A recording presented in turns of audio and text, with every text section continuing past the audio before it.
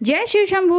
भगवान शंभू की जो भी व्यक्ति सच्चे मन से पूजा आराधना करता है वह भगवान शंभू उसकी हर एक मनोकामना पूर्ण करते हैं। तो आज हम आपको इस वीडियो में बताने वाले हैं कि भगवान शंभू की पूजा करने के बाद नंदी की पूजा क्यों करनी चाहिए, या उनके कान में जो लोग मनोकामना बोलते हैं तो उसके पीछे पौराणिक कथा के मान्यताओं के अनुसार उसका वजह क्या है। तो आज हम इस वीडियो में आपको बताने वाले हैं भगवान नंदी के कान में जो भी मनोकामना बोली जाती है भगवान शंभू उसे क्यों पूरा करते हैं। तो इस जानकारी को लेने के लिए हमारे साथ बने रहें सास बहू और दुनियादारी के साथ। और आपको ये वीडियो यूज़फुल लगे तो वीडियो को करें लाइक और शेयर, और जो लोग चैनल पर पहली बार विजिट कर रहे हैं वो करें चैनल को सब्सक्राइब।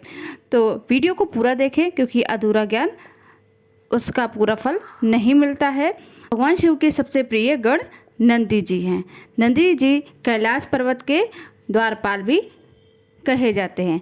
आप सभी ने देखा होगा कि शिव मंदिर में शिवलिंग के कुछ दूरी पर नंदी महाराज विराजमान होते हैं। कई लोग जब जाते हैं पूजा के लिए तो नंदी भगवान के कानों में अपनी मनोकामना बोलते हैं। ऐसी मान्यता है कि नंदी के कानों में बोली गई मनोकामना अवश्य पूर्ण होती है, लेकिन कई लोग भगवान शिव की पूजा करने के बाद वो घर वापस चले जाते हैं। लेकिन भगवान शिव की पूजा करने के साथ साथ नंदी भगवान की पूजा अवश्य करनी चाहिए।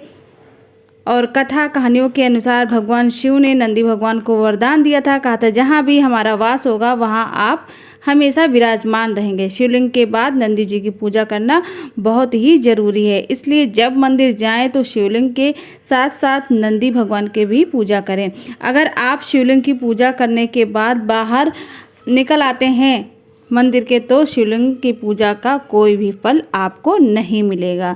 शिवलिंग की पूजा के बाद नंदी के पास दीपक अवश्य जलाएं। इसके बाद बिना किसी से बातचीत किए बिना आप नंदी के कान में अपनी मनोकामना बोलें। आपके भोले भंडारी शंभूनाथ भगवान आपकी मनोकामना अवश्य पूर्ण करेंगे।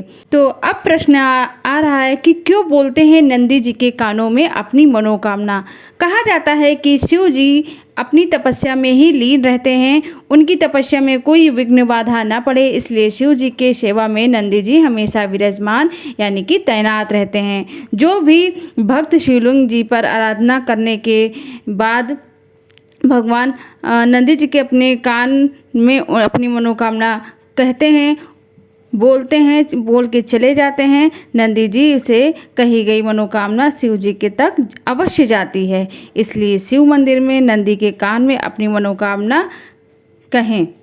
मान्यता यह भी है कि नंदी जी को भोलेनाथ ने वरदान भी दिया था कि तुम्हारे कान में जो भी भक्त अपनी मनोकामना कहेगा उस मनोकामना को हम अवश्य पूर्ण करेंगे।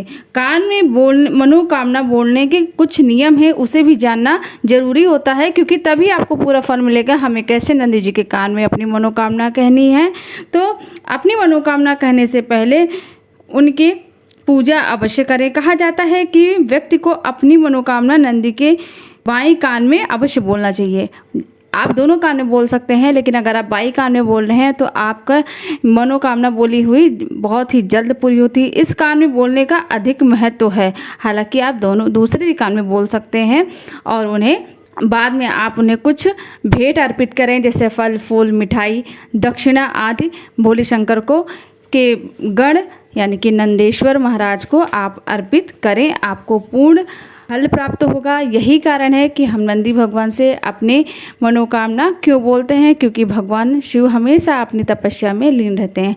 अगर ये वीडियो आपको पसंद आई हो, यूज़फुल लगी हो तो प्लीज़ लाइक शेयर, और जो लोग चैनल पे पहली बार विजिट कर रहे हो चैनल को सब्सक्राइब करें और कमेंट में हर हर महादेव जरूर लिखें। आपकी मनोकामना अवश्य पूर्ण होगी। जय शिव शंभू।